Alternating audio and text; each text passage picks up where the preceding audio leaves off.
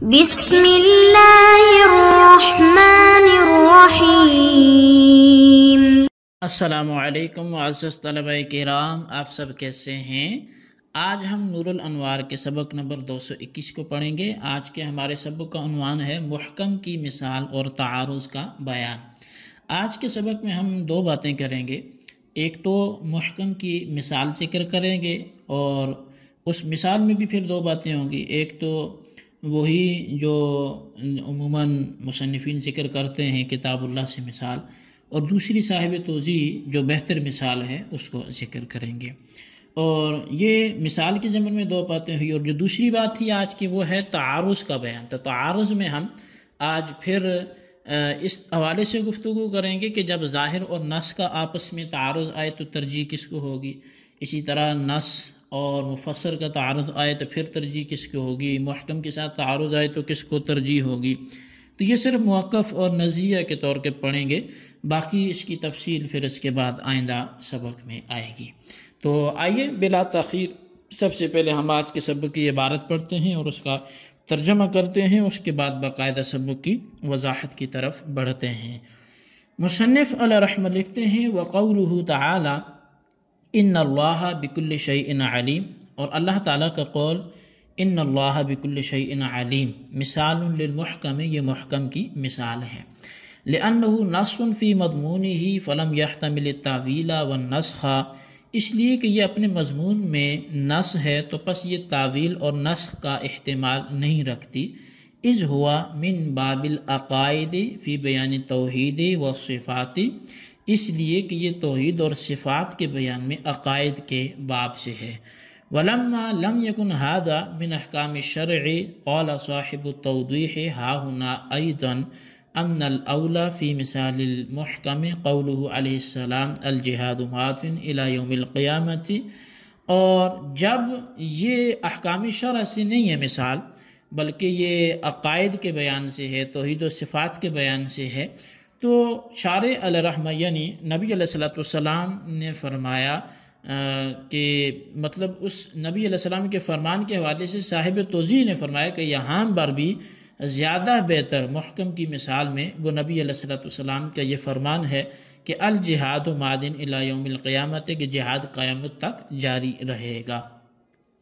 لأنه من باب الأحکام ولم يحتمل النسخ لما فيه من توقیت او تعبید ثبت نصا،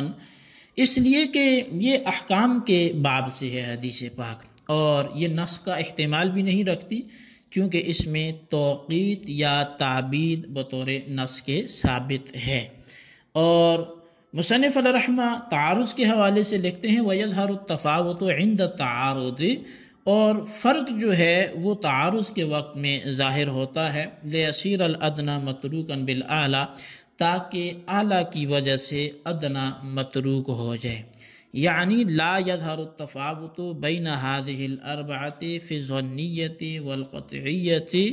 یعنی کہ ان چاروں کے درمیان ظنیت اور قطعیت میں فرق ظاہر نہیں ہوگا،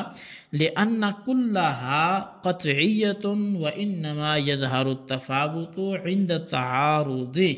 اس لیے کہ یہ ساری کے سارے قطعی ہیں، برل جو فرق ظاہر ہوگا وہ تعارض کے وقت میں ظاہر ہوگا۔ فَيُعْمَلُ بِالْأَعْلَى دُونَ الْأَدْنَى، تو پس اعلیٰ پر عمل کیا جائے گا نہ کہ ادنا پر۔ فَإِذَا تَعَارَضَ بَيْنَ الظَّاهِرِ وَالنَّصِّ يُعْمَلُ بِالنَّصِّ، پس جب تعارض ہو جائے ظاہر اور نص کے درمیان تو نص پر عمل کیا جائے گا۔ اور وَإِذَا تَعَارَضَ بَيْنَ النَّصِّ وَالْمُفَسَّرِ يُعْمَلُ بِالْمُفَسَّرِ، اور جب تعارض ہو جائے نص اور مفسر کے درمیان تو مفسر پر عمل کیا جائے گا۔ وَإِذَا تَعَارَضَ بَيْنَ الْمُفَسَّرِ وَالْمُحْكَمِ يُعْمَلُ بِالْمُحْكَمِ، اور جب تعارض ہو جائے مفسر اور محکم کے درمیان تو پھر محکم پر عمل کیا جائے گا۔ وَلَكِنَّ هَذَا التَّعَارُضَ إِنَّمَا هُوَ التَّعَارُضُ السُّورِيُّ لَا الْحَقِيقِيُّ، لیکن یہ جو تعارض ہے یہ تعارض سوری ہے نہ کہ تعارض حقیقی ہے۔ لأن تعارض الحقیقی، هو التضاد بين الحجتين على السواء لا مزيد لأحدهما وها هنا ليس كذلك، اس لیے کہ حقیقی تعارض تو وہ تو تضاد ہے جو دو حجتوں کے درمیان ہو اور ان میں سے ایک کو بھی فوقیت نہ ہو، اور یہاں ایسا بالکل بھی نہیں ہے۔ جی طلبہ کرام، یہ تھی ہمارے آج کے سبق کی عبارت اور اس کا ترجمہ جو آپ نے سماعت کیا۔ آئیے اب آج کے سبق کی جو باقاعدہ توضیح اور تشریح ہے ہم اس کی طرف بڑھتے ہیں۔ مصنف علیہ رحمہ نے فرمایا کہ محکم کی مثال اللہ تبارک و تعالیٰ کا قول ان اللہ بکل شیء علیم ہے، اور اس کے محکم ہونے کی دلیل یہ ہے کہ یہ کلام چونکہ اپنے مضمون یعنی علم خداوندی کے ہر چیز کو محیط ہونے کے سلسلے میں صریح اور نص ہے، اس لیے اس کلام میں تعویل و نص کا احتمال نہیں ہوگا۔ جب یہ کلام چونکہ توحید و صفات باری تعالیٰ کے بیان میں ہے، اس لیے کہ یہ کلام عقائد کی قبیل سے ہوگا، اور عقائد میں بھی چونکہ تعویل و نص کا احتمال نہیں ہوتا، اس لیے اس کلام میں بھی تعویل و نص کا احتمال نہیں ہوگا۔ اور جس کلام میں تعویل و نص کا احتمال نہ ہو وہ کلام چونکہ محکم ہوتا ہے، اس لیے یہ کلام یعنی ان اللہ بکل شیء علیم یہ محکم ہوگا۔ صاحب نور الانوار نے فرمایا کہ قول باری تعالی ان اللہ بکل شیء علیم چونکہ عقائد کے قبیل سے ہے اور احکام شرع کے قبیل سے نہیں ہے، اور مثال میں ایسے کلام کا پیش کرنا مناسب ہوتا ہے جو کلام احکام شرع کے قبیل سے ہو، اس لیے صاحب توضیح نے کہا کہ محکم کی مثال میں حدیث رسول صلی اللہ علیہ وسلم الجہاد ماضٍ الی یوم القیامہ کا پیش کرنا زیادہ بہتر ہے، کیونکہ یہ حدیث احکام شرع کے قبیل سے ہے اور یہ حدیث نص کا احتمال بھی نہیں رکھتی ہے، کیونکہ اس حدیث میں توقیت الی یوم القیامہ ہے بلکہ تعبید ہے، یعنی اس عالم کے آخر تک جہاد کی فرضیت باقی رہے گی اور جہاد کبھی بھی منسوخ نہیں ہوگا، اور جب جہاد منسوخ ہونے کا احتمال نہیں رکھتا تو یہ کلام محکم ہوگا۔ مصنف کی عبارت من توقیت او تعبید میں او بل کے معنی میں ہے، توقیت بلکہ تعبیر، تو لہٰذا یہ یہاں پر صاحب توضیح کے حوالے سے وضاحت تھی۔ اب صاحب نور الانوار فرماتے ہیں کہ مذکورہ چاروں قسموں میں یعنی ظاہر، نص، مفسر اور محکم کے درمیان ظنیت اور قطعیت کے اعتبار سے کوئی فرق نہیں ہے، یعنی ایسا ہرگز نہیں ہے کہ ان میں سے بعض ظنی اور بعض قطعی ہوں، بلکہ تمام قطعی اور مفید یقین ہیں۔ البتہ تعارض کے وقت یہ فرق ظاہر ہوگا کہ اعلیٰ پر عمل کیا جائے گا اور ادنیٰ کو ترک کر دیا جائے گا، کیونکہ اعلیٰ اوضح اور اقویٰ پر عمل کرنا یہ ادنیٰ پر عمل کرنے کی بنسبت زیادہ بہتر ہوتا ہے۔ چنانچہ جب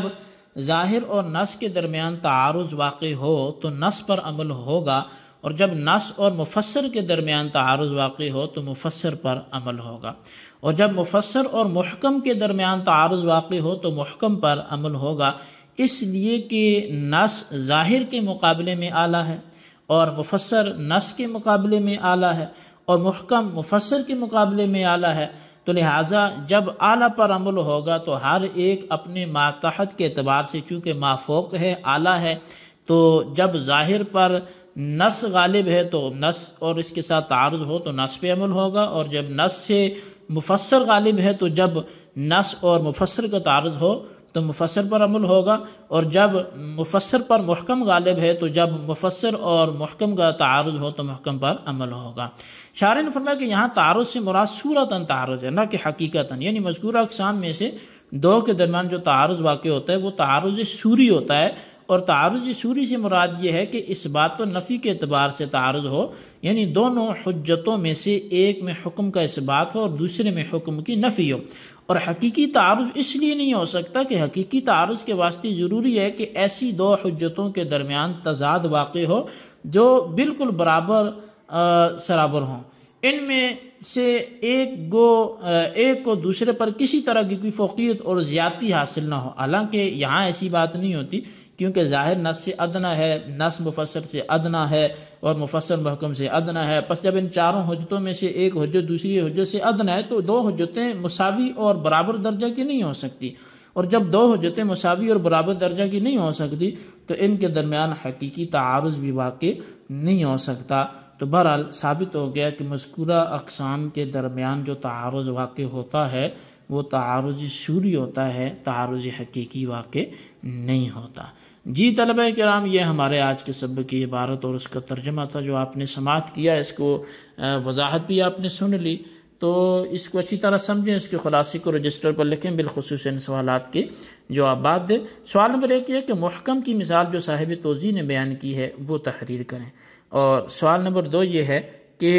ان چاروں اقسام میں تعارض پر اصول بیان کریں۔ اللہ تبارک و تعالیٰ سے دعا ہے جو کچھ ہم نے پڑھا سنوں سے یاد رکھنے کی توفیق نصیب فرمائے، آمین بجاہ النبی الامین صلی اللہ علیہ وسلم۔